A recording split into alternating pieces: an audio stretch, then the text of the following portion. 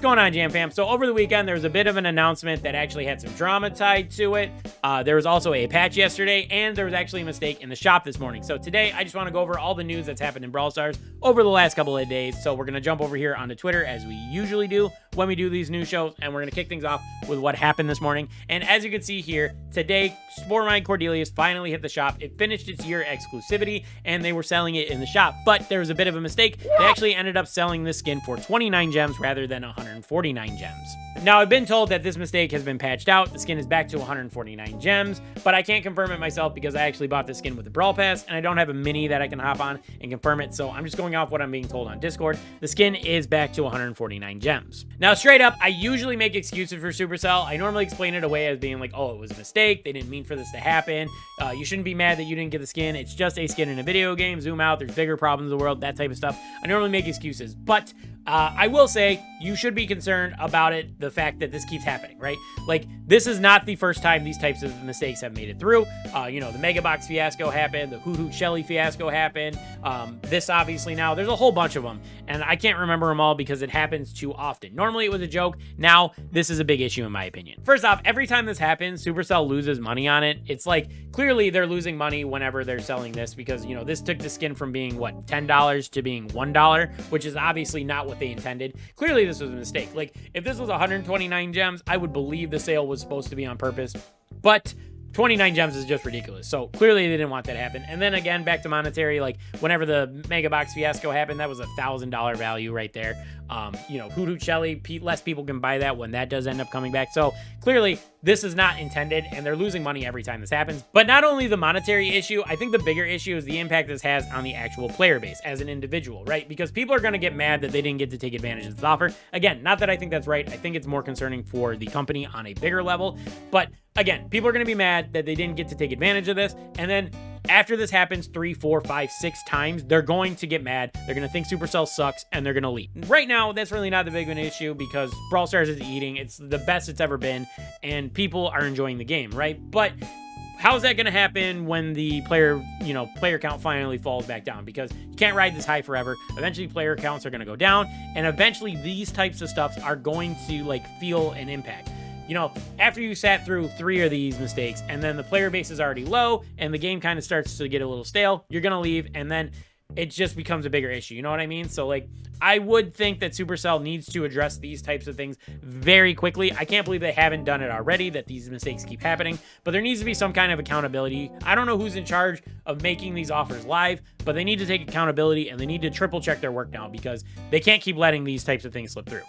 All right, so I mentioned yesterday there was actually a patch, and if you played the game in the last week or so, then you know the game has been super buggy, and this is a list of all the bugs they tried to address. Now, as far as I know, some of these bugs have been fixed, some of them are still persistent, not 100% sure on everything, and I'm not going to go into details about everything, but these bugs ranged from things that were just slightly annoying, like chat buttons not working in friendly lobbies, Ringmaster Byron's animation being broken, crashes at the end of 5v5 matches, that type of stuff, just annoying things that, like, aggravate people. But I think some of the notable ones are that Surge's Serve Ice Cold star power was not working at the beginning of the patch. Now, this has been fixed, so you can actually use his better star power in 3v3s. Kind of sucked that it wasn't working at all. I don't know how these types of mistakes happen. And the other one is that some brawlers were able to dash through walls with their gadget. Obviously, that's not cool. Like, I know Bonnie was one of them. She was able to dash through walls. And I know Larry and Lori, they were able to dash through some walls too. So it's like super inconsistent bugs. I don't know how these things make it through playtesting, but they do. And, you know, it's been patched. So at least that's been fixed. So that's cool, right? More notable thing from yesterday's patch that I want to talk about is actually there was a small, very small round of balance changes. First off, Angelo's Hypercharge actually got a small buff, so now he'll be able to charge his Hypercharge a little bit quicker. I personally don't really care about this because I'm not going to buy Angelo's Hypercharge. I don't really enjoy playing Angelo, and I suck with him, so even if I did get his Hypercharge, I'm not going to be able to ever get one in a match anyway, so whatever. I'm sure pros might be a little upset about this. Whatever. It's not for me. If you like it, let me know down in the comments, but for me, I don't really care. Lily did get a nerf. She got a small HP nerf. I don't think this was really necessary, whatever. The damage nerf, I can kind of see justified because she was able to do an insane amount of damage, you know, now that she has her 2 ammo rather than just 1.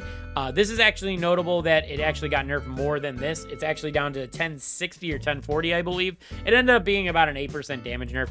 perfectly fine. I think that's in line for what it ended up, like how bad it could have been. So I think this is perfectly fine for a balance change. And then the final change, and this is the one I was actually the most surprised about, is that Frank's speed modifier when he's low HP actually got nerfed a little bit. Now, I'll be straight up, I don't know what this 70 and 60 mean. I don't know if this represents milliseconds. I don't know if this is a percentage or whatever, but it did get nerfed by 10, whatever unit that is. So, notable though, is that there is still a bug with Frank. Now, this is from pre-patch, but it's still effective. I've still seen clips today about it. So basically, when Frank gets like kind of mid-range HP, 4,000, 5,000 area, there's actually a bug where Frank can just not attack. I don't know what's going on here, but as you can see, these Franks, both of them, cannot attack. They're just kind of flailing. And this bug still persists in the game today. I've seen many clips from today where this is still a problem. Again, this is from last week, but I said this is the type of stuff that make people say the game isn't play tested. Like, this is like one of your biggest, like most like hyped up things in this update. A big Frank buff. He's going to be a totally new brawler. He's going to feel like a new brawler, blah, blah, blah. And then you play him and this happens and it's just super frustrating. So this needs to be patched. I don't know exactly what the problem is. My best guess is that the server can't read the speed buff and the delay attack or whatever, and it just cancels the entire animation entirely. But I could be wrong. Again, not a programmer. I don't really know what's going on exactly. But I thought this fix would actually address this problem, and it's still the same thing. It's still existing in the game. So I think this is a major problem, and it still needs to get fixed. So be aware of that if you're going to play Frank over the summer. This is still a problem, and it's probably not going to get addressed until the end of their summer break. All right, so for our third bit of news, they actually announced the Supercell Make winner, and in this season was going to be Dragon Bell, made by, I believe the person's name is Nani, something like that. Congrats to them, very good job. This is obviously the skin winner right here. I'll be straight up, I was going for Admiral Bell. Sorry, this isn't the best representation of the picture. Obviously, this is the skin winner right here. They did a very good job with the skin. I think it looks pretty cool. Personally, I don't really mind it all that much. I'll be honest, though, I was going for Admiral Bell. I did think Admiral Bell was the best looking of the bunch they gave us, but I'm fine with this skin personally, but there's been a bit of a drama with this skin winning. And I think this line of replies on the tweet itself actually exemplify exactly what's going on. This is rigged, ain't no way. I'm so tired of these purple skins winning all the time. I hate this community. Another purple skin. So people are upset that there have been so many purple skins winning, and it's actually prompted a few memes. So like these could be skins that are coming into the game here. This is what my Stu skin would look like if Stu ever ended up getting a Supercell Make. How about an Otis skin? I think this would win too. So I was wondering if people are actually right about this drama. Are purple skins actually making it through more often than other color skins? And this person, PJ, posted all the Supercell Make skins we've gotten since they started doing the program 4 years ago. And it turns out that 5 skins have been purple and gray, and all the other skins are, you know, different color palettes, blah, blah, blah. So 5 out of 18. So it's very close to a third of the skins being purple and gray. But honestly, though, I think it's kind of whatever. Like, these 2 skins came out 2 years ago. I don't think it's that really big of a deal. And also, 1, 2, 3, 4 skins are red. I mean, no one's complaining about red skins, and we just got 2 red skins, even though these came out 4 years ago. Who cares? It's still 4 red skins, right? So, I mean, like, you can make the same argument about any other color if you really think about it. These are 2 blue skins that came out back to back. Does anyone really care about that? So, I mean, like, I feel like it's a bit of a nothing burger of drama. And also, another thing to note is that there's actually another skin coming out of this. This skin right here, this Supercell has handpicked this skin because they liked it so much. They thought it was really cool. So this skin will be coming. This is another Bell skin that we're getting. So, I mean, like, it's not the end of the world that another purple skin won. So I think this is a bit of a nothing burger of drama. If you're upset that your skin didn't win, kind of whatever. Like, I'm sorry your skin didn't win. That's how democracy works, though. So this is just, it is what it is, man. All right, and the last thing I want to announce, this is a little bit of drama. I don't really know anything about this other than the fact that this long-ass tweet ended up on my timeline, and it got me thinking about things. So basically, from what I can tell just from the outside looking in, again, not involved in any of this drama. I don't know any of these people personally. This just ended up on my timeline. This Magic person, they've been catching heat for certain things here and there, but they apparently were promising to give away 404 Brawl Passes here. And they ended up deleting their giveaway, and they're not going to be giving away the Brawl Passes. Now, obviously, giving away 404 Brawl Passes is insane. I don't know why anybody would even try to do that. This person got very upset that they were deleting their giveaway. And they said, you can't just delete the giveaway, blah, blah, blah. You worked so hard to earn your place in this community as a giveaway person, and now you're just deleting that. You farmed up all of these engagements, and now you're just, you know, farming us for engagement, and this is against terms and services, blah, blah, blah. Again, this is kind of absurd. I don't really know how many people know about this. I will say, though, and I just want, the whole reason I'm on this right here, I just want to say, make sure you know the people that you're doing giveaways with. Make sure you're aware of the situation. Never give away any personal information or give money to try to enter a giveaway, because that's just a way to get scammed.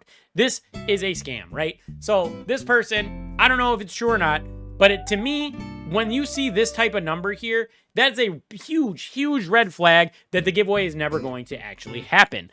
It's just like, this would be $4,000 worth of giveaways. And I don't know who this person is, but $4,000, no matter who you are, is a lot of money to be just giving away to random people on Twitter. So what I want to say here is that I know that people in this community are a little bit younger, and I want to make a PSA here just to, you know, keep things in the back of your mind when you're doing these types of giveaways, when you're trying to enter giveaways. A couple of things. Make sure you know the person that's actually doing the giveaway. Obviously, bigger YouTubers are a little more accountable for things. You know, if you know somebody on Discord or whatever, and they have a track record of doing these types of giveaways, you know, obviously those are a little more safe. Make sure you at least are aware of the person standing in the community. Again, I don't know who this magic person was. I've never heard of them, but if I saw this in my timeline where they're trying to give away 400 Brawl Passes and I've never heard of the person, I would never enter their giveaway. Second up, don't ever give away any money. If you win a giveaway and they try to, you know, say, oh, send $5 so that I can send you your Brawl Pass just to confirm you're a real person, that's a scam. They will not send you the Brawl Pass, and you'll be scammed out of your $5, $10, $20, whatever. Do not do that. So, like, if you ever win a giveaway and they want anything from you, do not give them that stuff. Just walk away empty-handed. I would rather walk away empty-handed from a giveaway than try to be scammed out of $5 or $10. That just doesn't make sense in my opinion. And third off, don't give away any personal information to enter a giveaway. Don't give people your name, address, any credit card information, any gift card information, any of that type of stuff. If you need to have a barrier entry like that to enter a giveaway, then it's not worth entering, because it's just way too much of a liability. You're going to dox yourself. You're going to screw yourself over. You might even lose some money. You know what I mean? So, like, just don't do that. So that's all I got for you today.